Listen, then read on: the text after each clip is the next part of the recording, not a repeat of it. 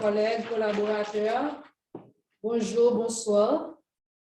Et je dis assez un réel plaisir pour que nous soyons capables ensemble avec nous pour que faciliter session éco jeudi journée qui c'est 7 octobre 2021. Et nous souhaitons bienvenue à chaque participant et que le moment ça que nous allons passer là, nous tous nous capables de sortir avec un quicheur de bon pour nous capables d'appliquer dans tout ça que nous avons entreprendre dans le travail. Et jeudi à session comme thème que nous allons pour nous ensemble avec experts nous qui c'est évaluation des compétences de la norme ISO .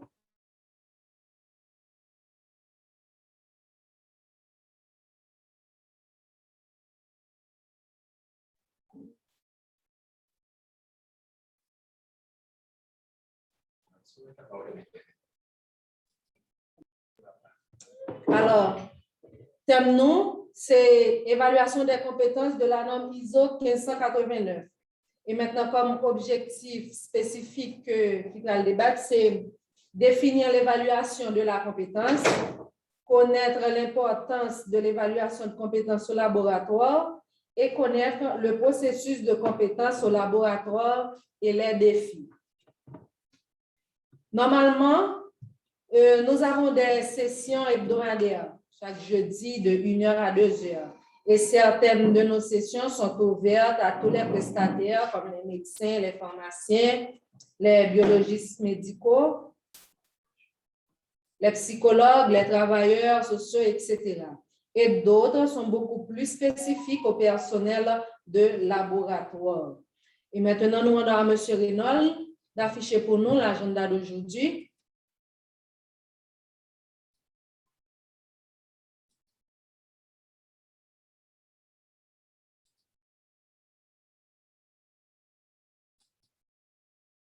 Entre-temps, nous saluons toutes les autres personnes qui sont à peine branchées et bienvenue à chacun de vous.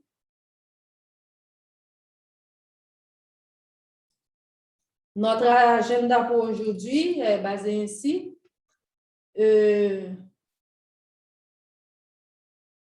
On a eu notre introduction ainsi qu'on va avoir maintenant la présentation des différents experts d'aujourd'hui ainsi que le présentateur de cas. On va avoir après le rappel, les consignes de la session éco.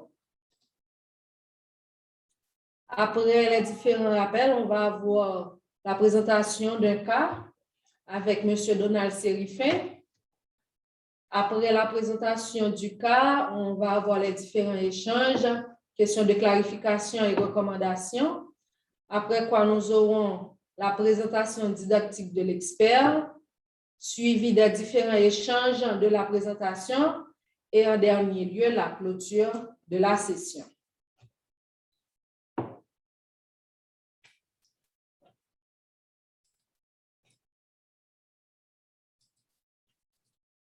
Maintenant, moi qui vous parle, je réponds au nom de Katia Michel, docteur. Et je travaille ici au LNSP, plus précisément dans le service biologie moléculaire. Et ici, au niveau du hub, j'ai avec moi M. Hamel. Présentez-vous, s'il vous plaît. Merci, Madame Katia. Bonsoir tout le monde. C'est toujours un plaisir d'être avec vous chaque jeudi par ailleurs, entre 1h et 2h, pour les sessions de Nobel Lab Eco ici. Donc, une fois de plus, je suis content d'être là et je vous souhaite déjà la plus cordiale bienvenue et bonne participation à la session d'aujourd'hui. Merci, Madame Katia. Monsieur Reynolds. Je réponds au nom de Reynolds Domba. C'est toujours un plaisir d'être avec vous à 7h. Déjà, nous sommes partis pour une belle session. Je vous dis bonne participation. Madame. Oui, je suis Nadine Montméry-Désir. Je suis technologiste médicale de profession et je suis officier de biosécurité au Laboratoire national de santé publique. Et je suis ravie d'être avec vous pour cette nouvelle séquence de l'après-midi. Merci beaucoup. Et maintenant, nous demandons à l'expert d'aujourd'hui de se présenter. Madame Betty Alexandre. Bonsoir à tous. Je suis Betty Alexandre. Je vais vous présenter aujourd'hui l'évaluation des compétences. C'est un plaisir pour moi d'être avec vous. Merci. Merci, Madame Betty. Maintenant, notre présentateur de cas pour aujourd'hui, Monsieur Donald Sérifin. Merci, Madame Katia. Je suis Donald Sérifin, technologiste médical. Je travaille pour LNSP au niveau du département de l'Artibonite, plus précisément au niveau du laboratoire de relecture ici au Gonaïve. Merci beaucoup, Donald. Maintenant, nous allons prendre un peu de temps pour savoir qui participe avec nous. Est-ce qu'il y a une personne qui...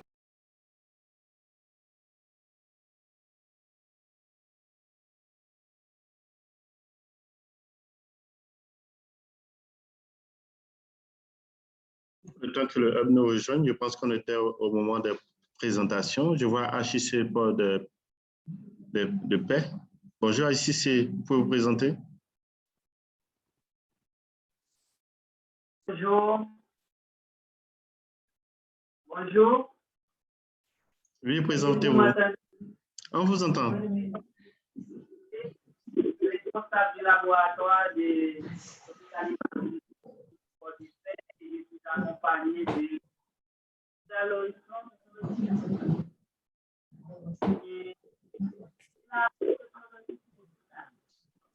Merci.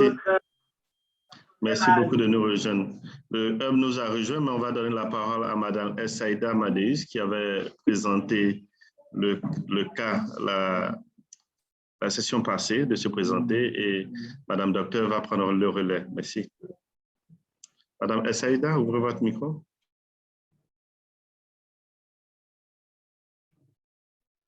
Bonjour à tous.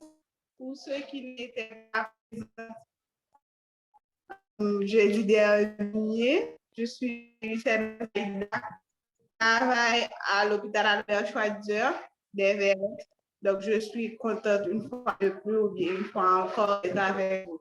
Merci. Bonne participation à tous. Merci, Madame Amadeus. Merci, Conan. Et nous voulons saluer Madame Ganata qui nous rejoint pour la première fois. Ganata, vous êtes là? Ce serait bien de vous présenter.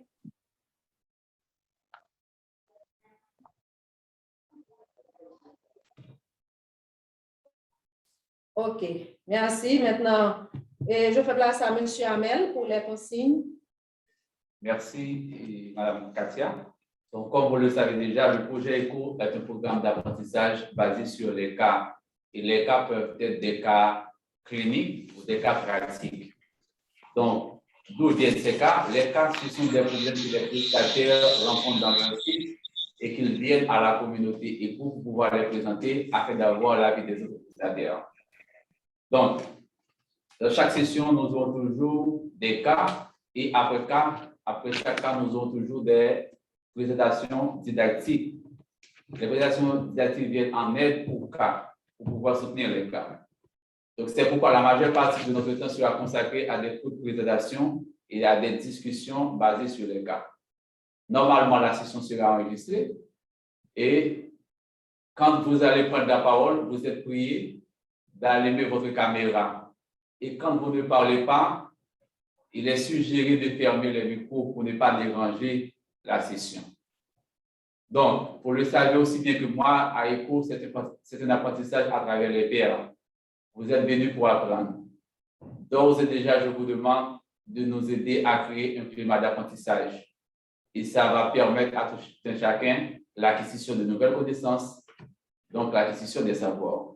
Merci. Une fois de plus, je vous souhaite bienvenue et bonne participation à la session d'aujourd'hui. Merci, Madame Katia. Merci, M. Hamel. Et nous passons directement à notre première question de sondage pour aujourd'hui. M. Reynolds, s'il vous plaît.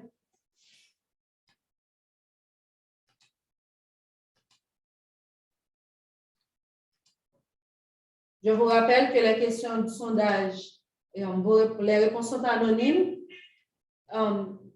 La question c'est, nous sommes à combien de sessions ECHO aujourd'hui?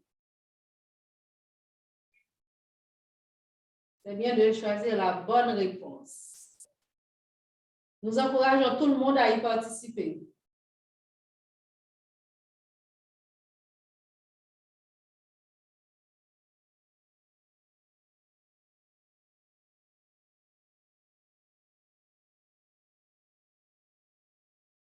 Vous avez 40 secondes pour voter pour la meilleure réponse et les réponses sont anonymes. Vous pouvez choisir n'importe quelle réponse.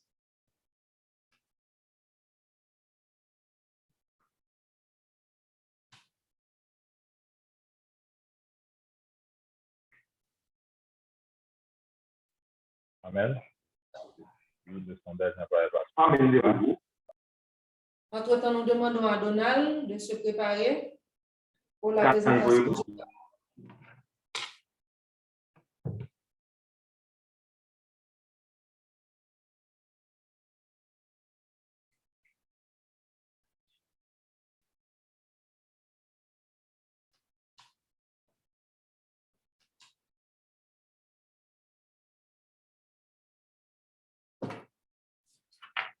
Nous sommes à combien de sessions éco aujourd'hui?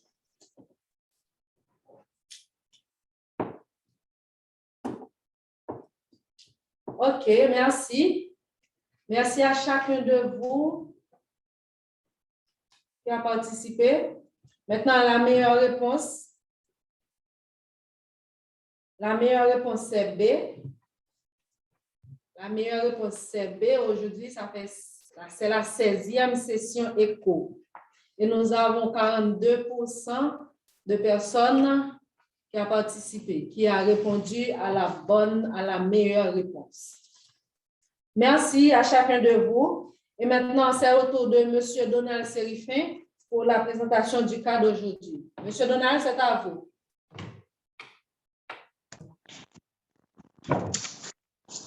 Merci, Madame Katia, et merci tout le monde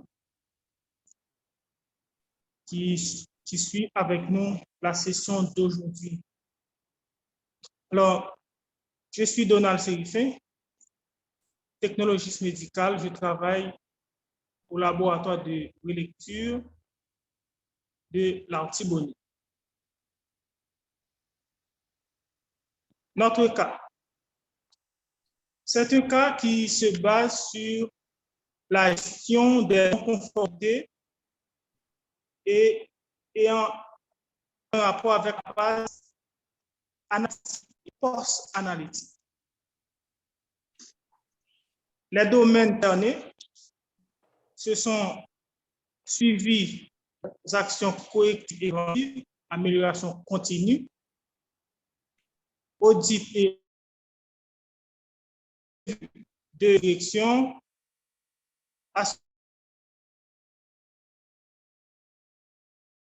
analytique et vérification des méthodes.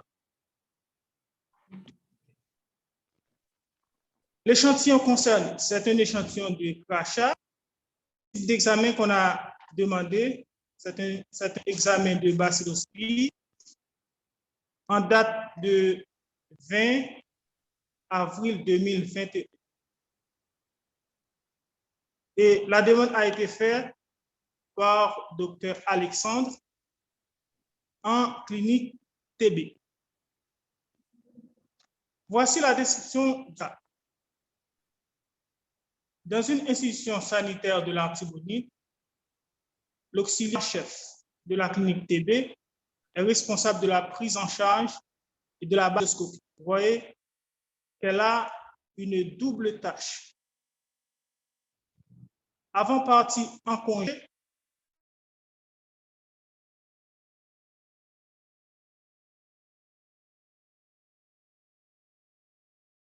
pour le diagnostic par la bacilloscopie. À son retour, elle a procédé à une petite vérification des tests réalisés en son absence. Eh bien, qu'est-ce qu'elle a pu constater? Elle a trouvé une discordance pour un client, c'est-à-dire les lames qui ont été positives, mais elle les trouve négatives. l'auxiliaire en chef se trouve dans un dilemme déjà sous-traité. Vous savez, elle a voulu, et d'autre part, elle a voulu avoir plus de vacations. Elle a voulu entreprendre d'autres vacations plus avancées pour savoir le vrai résultat dans tout ça. Qu'est-ce qu'elle a fait? Elle a fait appel aux techniciens de laboratoire de l'institution. Eh bien, les techniciens ont trouvé un résultat négatif. Cependant, l'auxiliaire suppléant, celle qui a réalisé les tests, suggère à sa supérieure, la responsable, d'envoyer au LNSP le résultat final. Et la responsable a validé.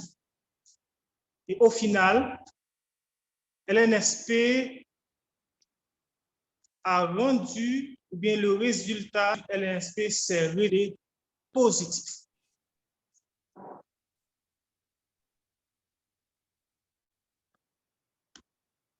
Quelles sont les actions qui ont été entreprises? Première action, c'était la relecture de la lame par les techniciens de l'institution. Deuxième action, envoi de la lame au niveau du LNSP pour le résultat final. Et troisième action entreprise, c'est que l'auxiliaire responsable, elle a félicité la suppléante pour ses courages, mais aussi pour ses solutions qu'elle avait faites avec beaucoup de tact, beaucoup de respect. Quelles sont les difficultés que nous avions rencontrées dans ce cas?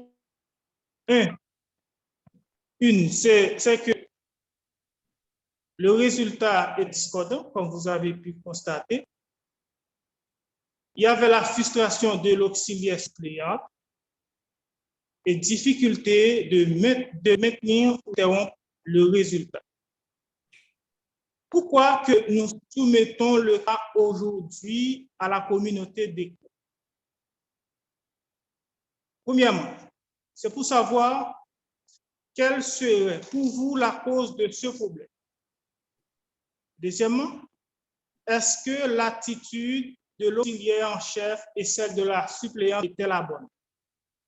Troisièmement, quelle serait votre attitude dans la gestion d'une telle distance?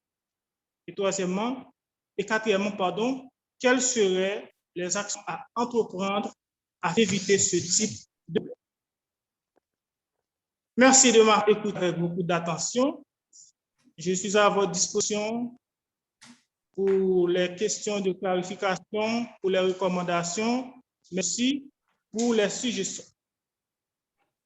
Merci beaucoup, Donald. Merci encore.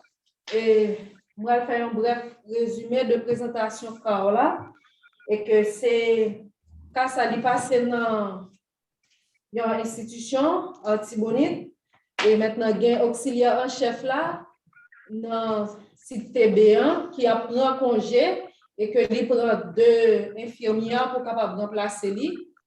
Et il y en a bien pour lui capable responsable prise en charge baciostopia et l'autre là l'a bien pour que lui capable faire diagnostic. Et maintenant gagné pour un patient, il y a l'âme que lui que il y en a fait lecture là, lui joint ni positif alors que les que il reprend ni l'autre monde joint ni négatif et que les en chef là lui-même li vini li joint discordance là et que ça te bal problème et il y en a suppléant qui te jeune positif là li proposer pour que li capable voyer échantillon l'amenant laboratoire national pour que capable conclure sur un résultat final et vraiment vrai laboratoire national li joint résultat l'amenant positif. Maintenant, difficulté que nous avons rencontrées, c'est discordance que nous avons sous l'amenant. Ensuite, frustration suppléante là. Et après, difficulté pour que vous capable soit kembe ou bien camper traitement que tu as patient. Et action que nous entreprendre, c'est relecture là-dedans par un technicien la bonne institution. Voyez là dans le laboratoire national pour que nous puissions gagner un résultat final. Et en dernier, action que nous entreprendre, c'est félicitations à auxiliaire qui était un bémol, qui était joint là positif en premier lieu. Et raison qui fait que nous soumettons casse à jeudi, c'est parce que nous avons connaître qui ça qui cause le problème. Ensuite, prestataire qui là, si c'était bon côté par eux, casse à te présenter, qui ça que tu as fait, et puis nous-mêmes qui agissons comme ça, est-ce que je nous agis à nous bien agir? Jusqu'à présent, est-ce que résumer ça que me fait Ali, ok, Donald?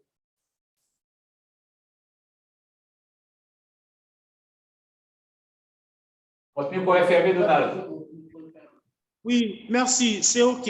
Merci, Madame Katia. OK, d'accord, merci beaucoup. Maintenant, les prestataires, c'est à vous pour les questions de clarification. Les participants, c'est à vous. On attend les questions de clarification.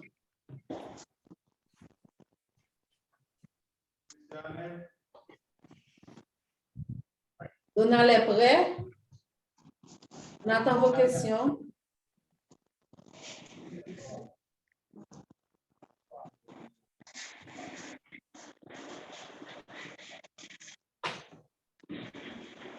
HUJ, question de clarification. DSCA, question de clarification.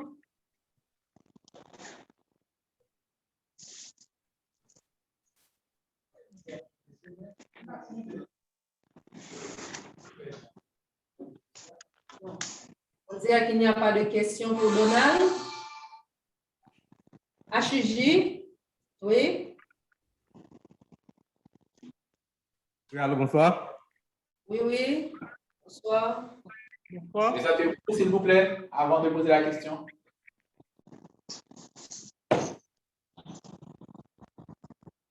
Vous fermez le micro.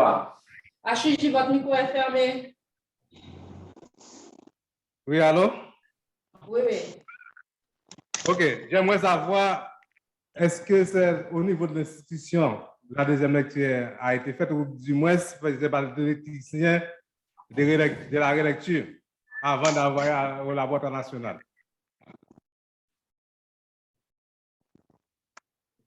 OK, merci pour la question. Donc, le spécimen a été envoyé à la clinique TB et après le résultat de l'auxiliaire suppléant, eh bien, l'auxiliaire en chef a procédé à une petite vérification. Elle a pu constater qu'il y a une discordance. C'est-à-dire, l'infirmière suppléante a trouvé le résultat positif, tandis que l'infirmière en chef, l'auxiliaire en chef, elle a trouvé le résultat négatif. Eh bien, elle a demandé l'aide au laboratoire de l'institution, pas aux techniciens relecteurs, puisque les techniciens relecteurs, ils font la relecture en aveugle.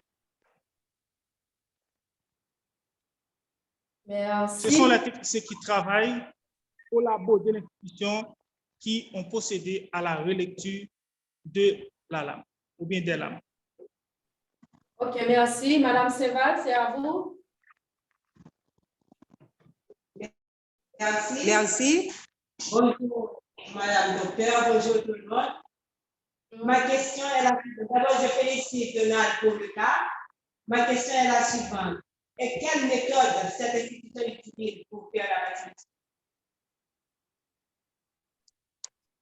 Merci, Madame Seval, pour la question. Cette institution utilise la méthode MIF, microscopie à fluorescence. Merci. Justinien, vous avez une autre question, c'est à vous.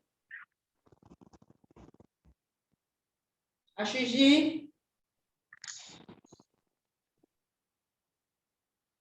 HUJ, vous avez levé la main.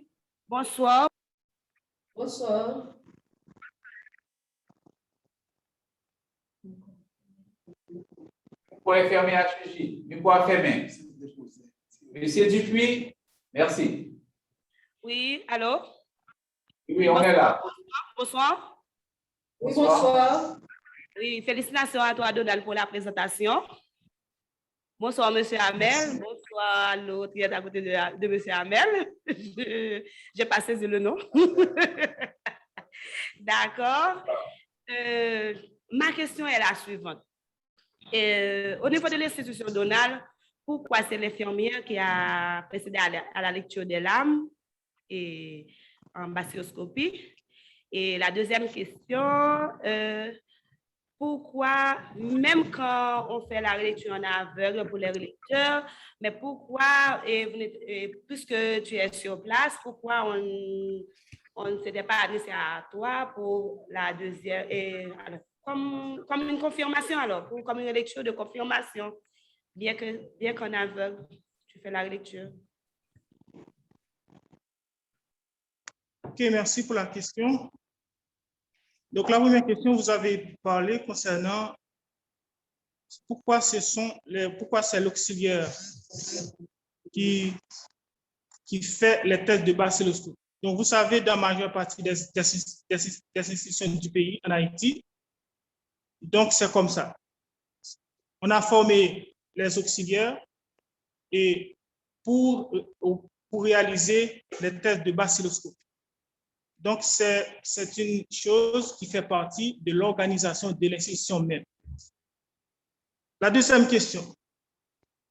N'oublie pas, c'est une chose qui passe dans une institution. OK? Dans une institution du département de l'Artibonite. Et il y a un responsable, il y a une responsable. C'est l'auxiliaire en chef. C'est elle qui décide. OK? Donc, elle se trouve dans une situation difficile. Elle fait appel au labo de l'institution, puis elle envoie la lame directement à LNSP pour pouvoir retrouver le résultat définitif. Donc, c'est l'organigramme, c'est son choix. Elle pourrait faire l'autrement, mais c'est ce qu'elle n'a pas fait. D'accord, merci. S'il n'y a pas d'autres questions venant des prestataires, nous demandons à l'extérieur d'aujourd'hui, Mme Betty, de poser la question de clarification à M. Donald.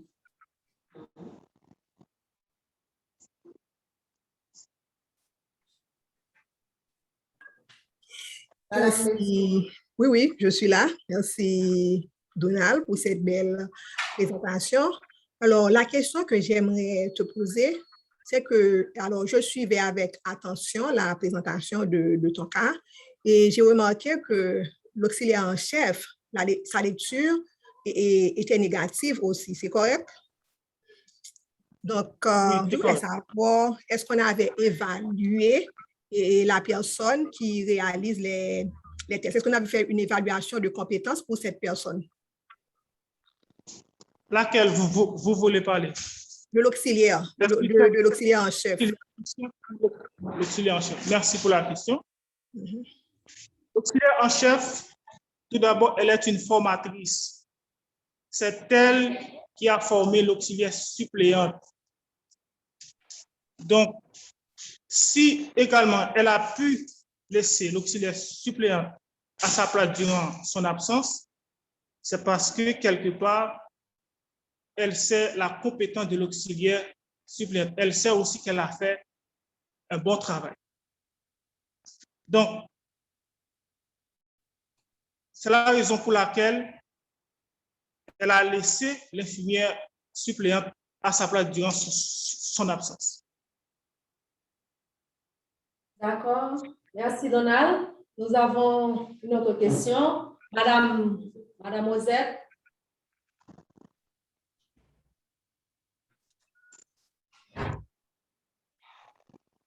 Madame Calix.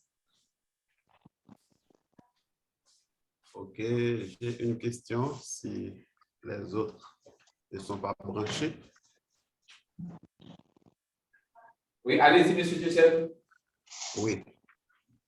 Bonsoir à tous. Monsieur Donald, je vous remercie beaucoup pour cette belle présentation. Et j'aimerais savoir le degré de positivité de cette lame. Et pendant cet espace de confusion, quelle était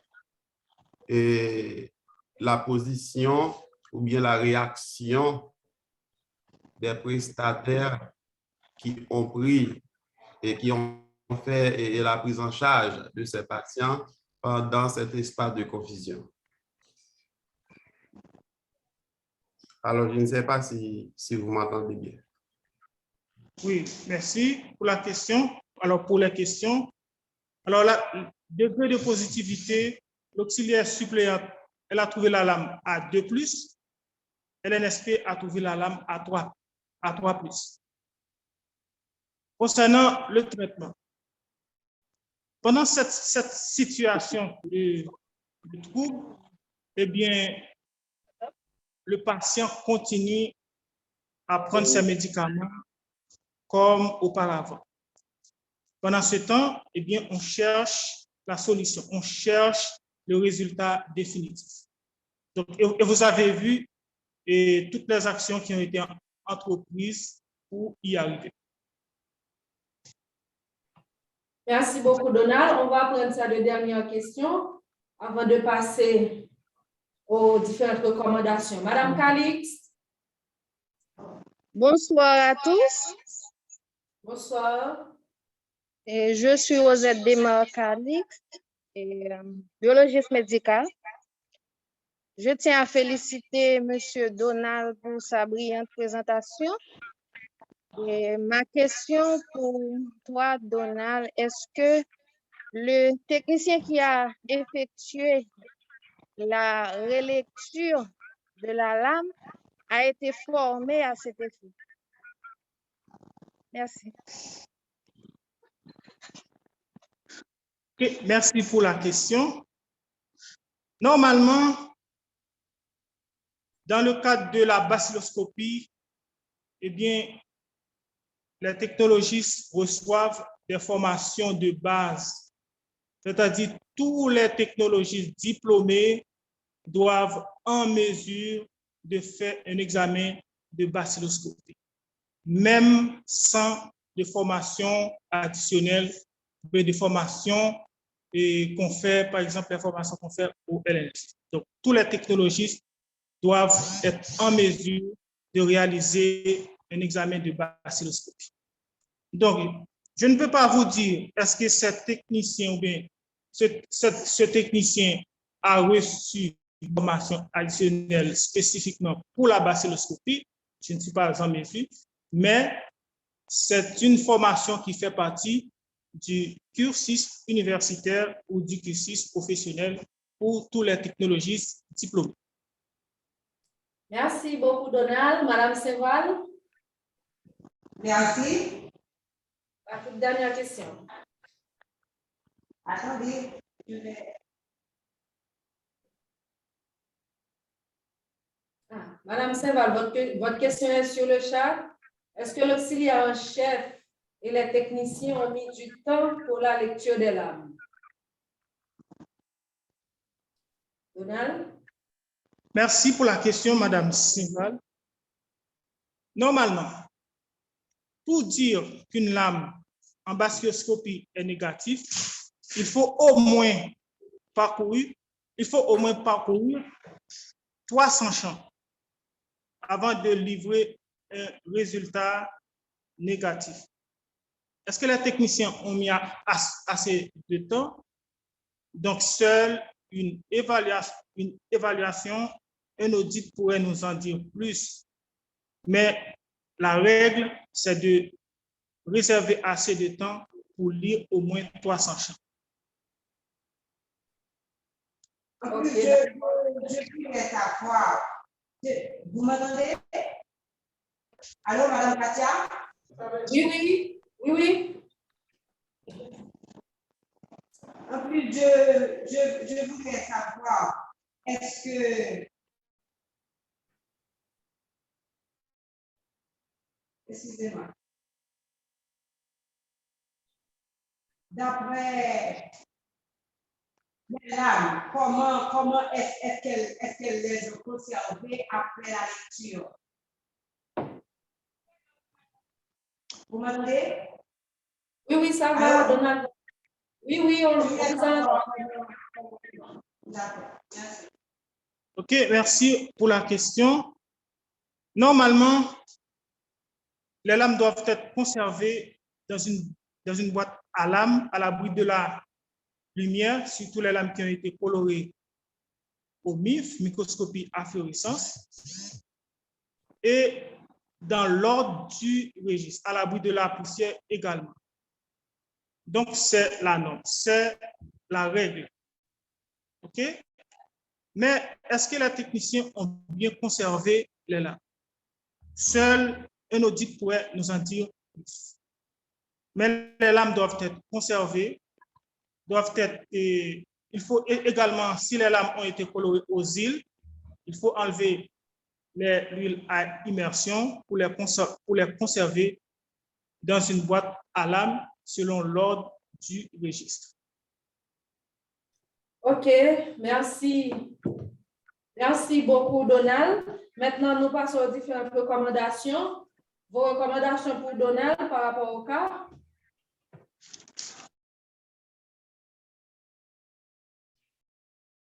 Les recommandations? Je peux donner des recommandations? Oui, oui, allez-y. Allô? Oui, on vous a entendu.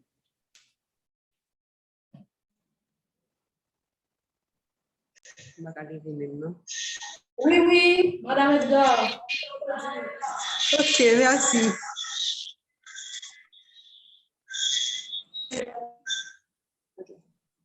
Je voudrais suggérer d'abord, comme recommandation, après la lecture, est-ce que normalement, le fait qu'il y ait discordance entre les résultats que l'auxiliaire suppléant a trouvé, le résultat que l'auxiliaire en chef a trouvé et puis les techniciens, est-ce qu'il n'y avait pas un problème de conservation des lames, surtout que les lames à la coloration MIF sont très sensibles à la lumière? Je voudrais suggérer de conserver les frottis selon les normes, c'est-à-dire une fois que la lecture est terminée, de les ranger dans des boîtes à lames, dans l'ordre du registre, comme vient de dire Donald, à l'abri de la poussière et à l'abri de la lumière. Ensuite, il faut... La bacilloscopie est un examen de laboratoire. Normalement, ça doit être réalisé par les techniciens de laboratoire. Si au niveau d'une institution, les examens sont réalisés par une auxiliaire ou bien un auxiliaire, je pense que c'est nécessaire pour que les techniciennes gardent leurs mains afin qu'elles continuent à faire la bacilloscopie.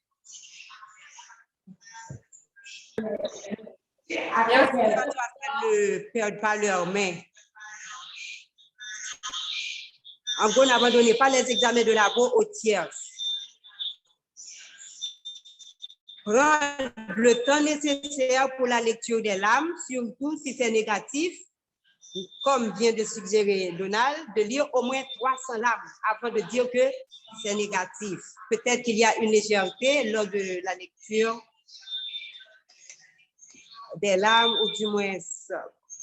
Okay. Ça, c'est une supposition. Je laisse tomber. Merci beaucoup, Madame Cheval. Maintenant, on prend les recommandations de l'expert, Madame Betty.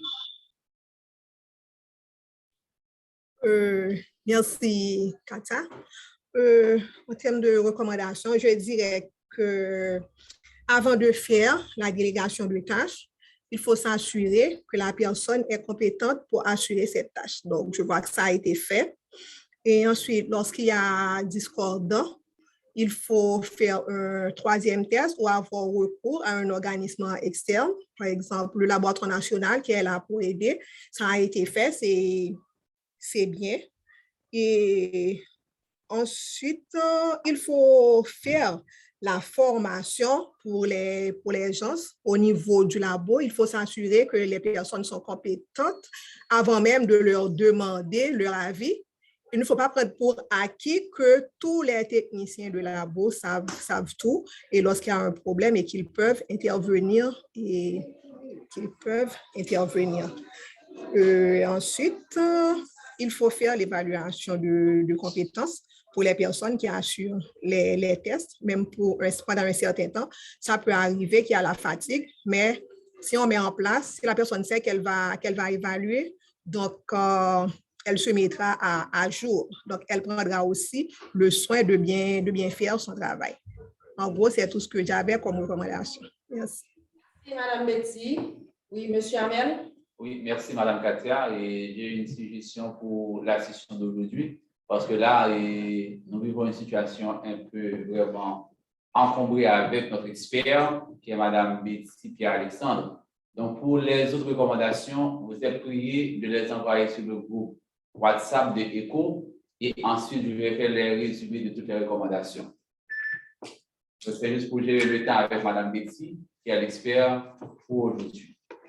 Donc, merci à Mme Katia de faire le résumé des recommandations. S'il y a d'autres recommandations, on va les faire sur le groupe et je vais faire le résumé de toutes les recommandations. Une fois terminé avec les recommandations qui viennent d'être faites, on va passer tout de suite à la présentation didactique avec Mme Betty. Merci. Okay. Merci. Je demande à Amel de projeter pour moi la présentation. Je ne veux pas partager mon écran. Je ne vois pas la partie. Donnez-moi la permission pour partager, s'il vous plaît. Un moment, Madame Betty. Yeah. Un moment. Maintenant, Donald, en termes de recommandations, il faut faire. Madame Betty, un moment, s'il vous plaît. OK, en termes de recommandations, Donald, c'est de conserver les photos selon les normes. Et deuxièmement, prendre le temps nécessaire pour la lecture, relecture, surtout quand c'est négatif. Ensuite, il faut faire l'évaluation de compétences des personnes qui font les relectures. Et assurez-vous que toutes les personnes sont compétentes pour la relecture. Maintenant, il y a encore d'autres recommandations qu'on va peut-être retrouver sur le groupe WhatsApp. Maintenant, on espère bien que vous serez en mesure de mettre en application toutes ces recommandations. Ce qu'on a fait ici et ce que vous allez voir sur le groupe WhatsApp. Maintenant, on fait place à Mme Betty. Mme Betty, l'expert d'aujourd'hui, pour la présentation didactique. Madame Betty? Madame Betty? Madame Betty, votre micro est fermé. D'accord. Merci, Amel. Comme je vous le dis tantôt, ma présentation se porte sur l'évaluation de compétences. OK, au contenu, je vais définir la compétence. On va voir la compétence et le système management de la qualité. On va voir l'évaluation de compétences selon la norme ISO et le rôle de l'évaluation de compétences, les défis et ensuite la conclusion.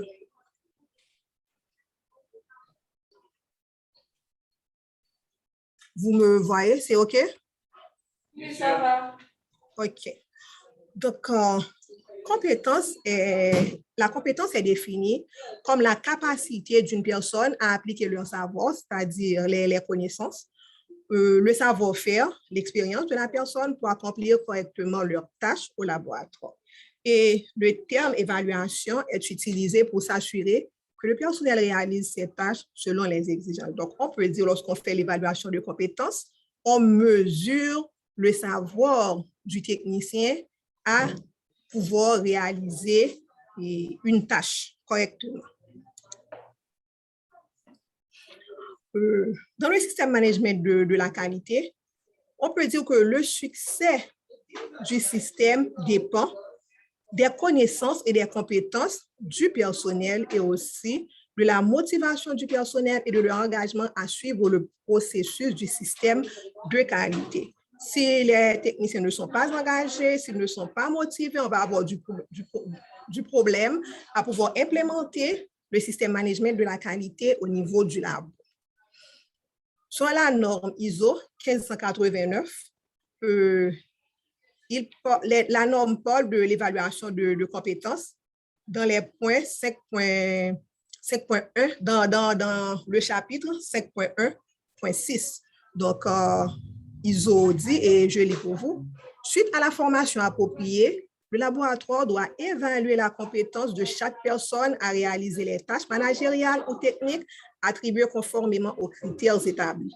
La compétence du personnel de laboratoire peut être évaluée à l'aide d'une combinaison ou de l'ensemble des approches suivantes dans les mêmes conditions de travail général. ISO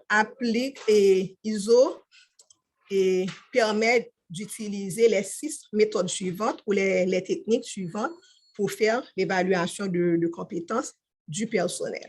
Donc, ça peut se faire par l'observation directe, l'observation des contrôles de connaissances et de fonctionnement du matériel, la surveillance de l'enregistrement, la revue des enregistrements, l'évaluation des capacités de résoudre les problèmes et enfin l'analyse des échantillons qu'on a l'habitude de faire.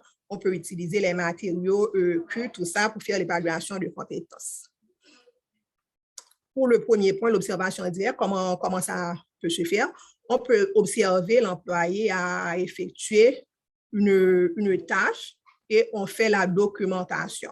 On met un score que la personne doit atteindre pour pouvoir réussir le test, pour pouvoir réussir l'épreuve. Pour l'observation directe des contrôles et de maintenance, on peut regarder l'employé à effectuer les maintenances et de l'équipement contrôlé par rapport à la documentation. Donc, parce que chaque équipement vient avec une documentation, on s'assure que toutes les tâches sont réalisées correctement et que la personne n'a pas sauté d'étapes. Ensuite, la surveillance et l'enregistrement et le compte-rendu des résultats. On peut examiner les feuilles de travail, les impressions provenant des équipements et on fait la comparaison, on compare les feuilles de travail avec les résultats de labo. Ça permet aussi de vérifier l'exactitude dans la transcription des résultats. Le délai d'exécution est aussi évalué. Et pour la revue des enregistrements, on examine la documentation, les tests, les feuilles de travail, les formulaires et tout ça. On peut faire ça aussi, on peut tester la capacité de la personne à résoudre les problèmes au niveau de l'équipement, les problèmes en rapport avec les contrôles de qualité, des actions correctives doivent être mises en place dans toutes les étapes pour pouvoir pallier aux écarts, pour combler les écarts. Et en dernier lieu, ce qu'on fait le plus souvent dans certains laboratoires, c'est l'analyse des échantillons. On peut utiliser des échantillons à l'aveugle dont on vient de parler. On peut utiliser aussi des échantillons provenant de l'évaluation externe de la qualité. Donc, les actions correctives sont très importantes à mettre en place lorsque la personne échoue l'épreuve. Donc, il ne faut pas blâmer la personne. ISO met en place les directives à suivre lorsqu'une personne échoue à l'évaluation de compétences. Donc, ce sont des exemples de formulaires qu'on peut utiliser pour faire l'évaluation de compétences. Le rôle, pourquoi on fait l'évaluation de compétences, ça permet de minimiser les erreurs au labo, ça permet de standardiser les tâches, on s'assure que le personnel est qualifié pour assurer les tâches, ça permet aussi de participer à l'augmentation de la qualité des soins. Parce que vous savez, lorsqu'on fournit des résultats de qualité, ça permet aux prestataires de faire une meilleure prise en charge pour les patients et c'est aussi un chemin vers l'accréditation.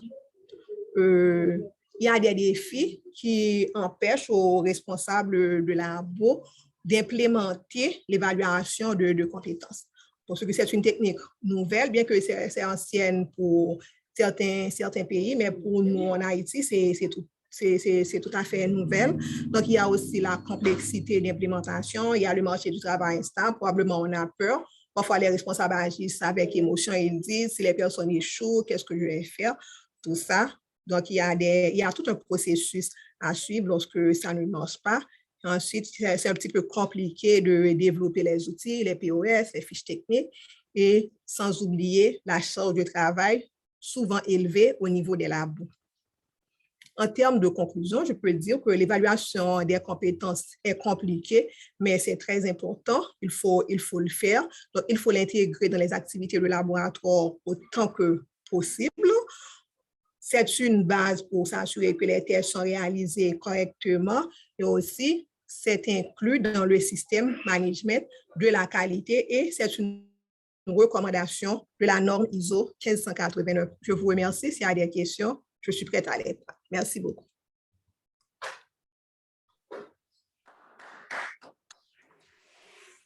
Merci, Madame Betty, pour votre présentation. Maintenant, en termes de résumé, Madame Betty a défini pour nous la compétence.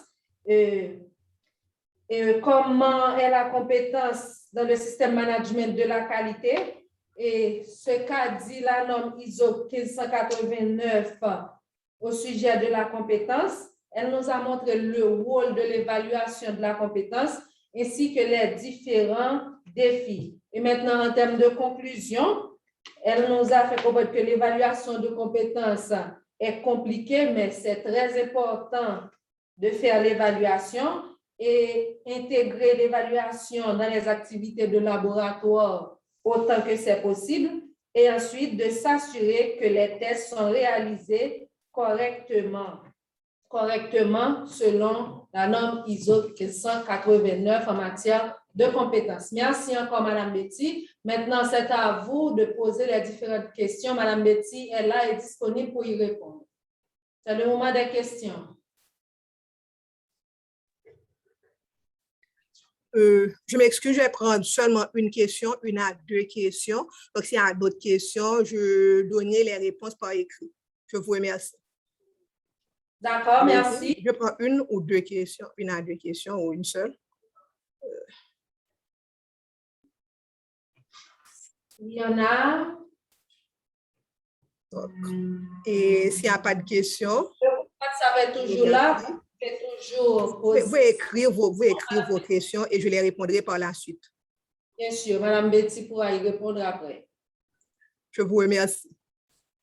D'accord, merci. Maintenant, nous demandons à tous d'ouvrir vos micros afin d'applaudir chaudement et M. Donald ainsi que Madame Betty pour leur présentation de ce jeudi. Ouvrez vos micros, s'il vous plaît, applaudissez. Merci,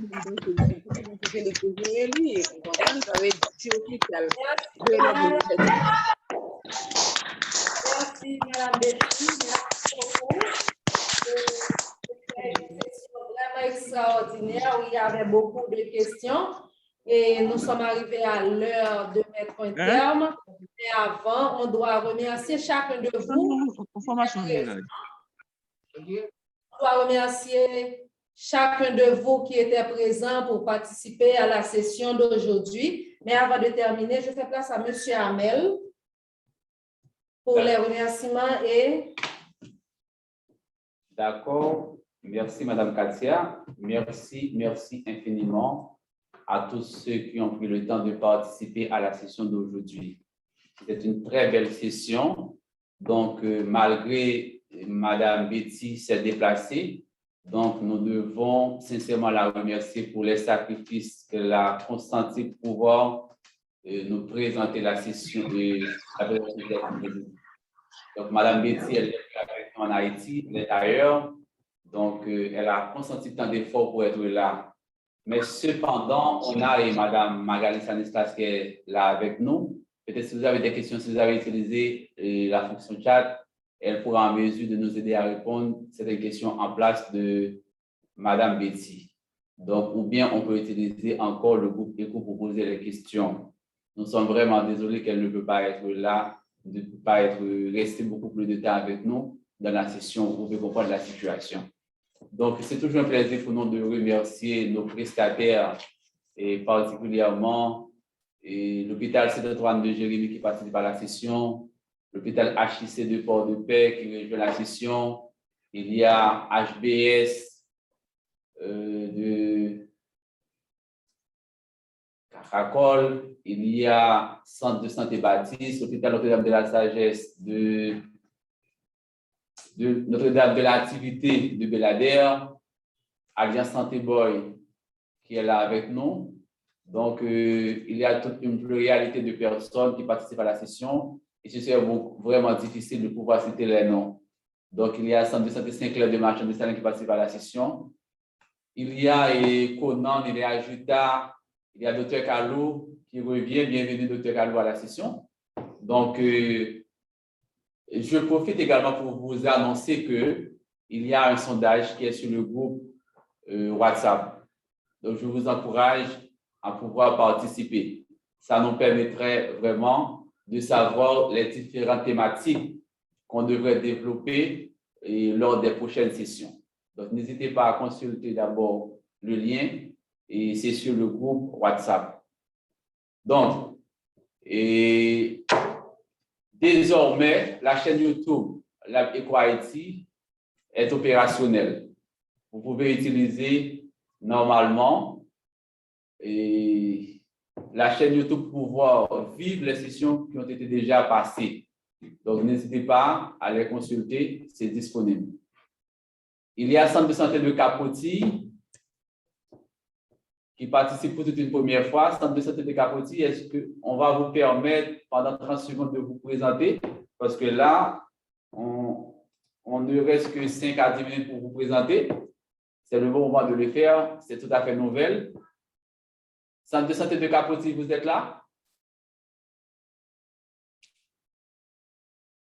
L'hôpital Notre-Dame des Palmistes de la Tortue.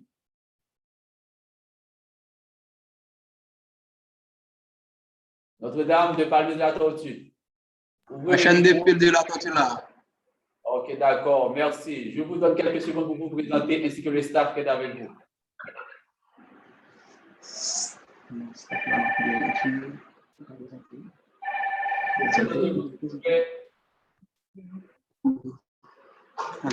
Je suis Vilguirland, technicienne labo. Merci bien. Gaspard Mackinson, DRO. D'accord, merci, monsieur Gaspard. Il y a une jolie dame. Merci, bienvenue à notre session. Salut, en rouge. Salut, Adeline, technicienne laboratoire. Merci. Et enfin? C'est Adiada, technicienne laboratoire. Ok, d'accord. Merci. Bienvenue à la session éco. Donc, j'aimerais bien vous demander comment vous voyez la session. Comment vous avez vécu la session? Commentez la session, est-ce que vous aimez la session? Revenons.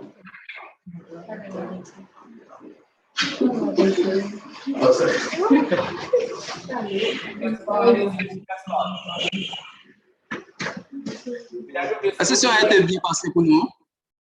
Ok. Très bien pour nous. Même si nous sommes en retard. Ok. Très bien pour nous. Ok. Faites un effort pour que vous soyez capable là à l'heure, jeudi prochain. Ok, merci. Merci, merci. C'est chaque jeudi entre 1h et 2h les sessions. Ok. D'accord, merci. Donc, l'hôpital Saint-Antoine de Jérémie. Madame Ganata.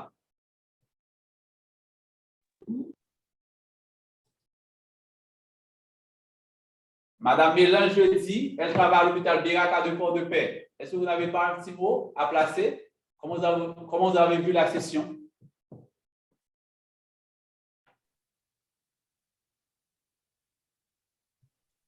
On ne vous entend pas, Madame Mélange, on ne vous entend pas. Bienvenue à notre session. Présentez-vous et priez de nous dire comment vous avez vu la session. On ne vous entend pas, malheureusement. Je n'ai pas sélectionné le bon micro. Hein? C'est sur son ordinateur qu'on entre ou bien sur son portable? Sur son ordinateur, mais pas sélectionner le bon micro. OK. Il y a Madame Jeanne. Elle nous suit attentivement. Bonsoir, Madame Jeanne. Madame Jeanne est en train de travailler. Prière d'ouvrir votre micro, Madame Jeanne.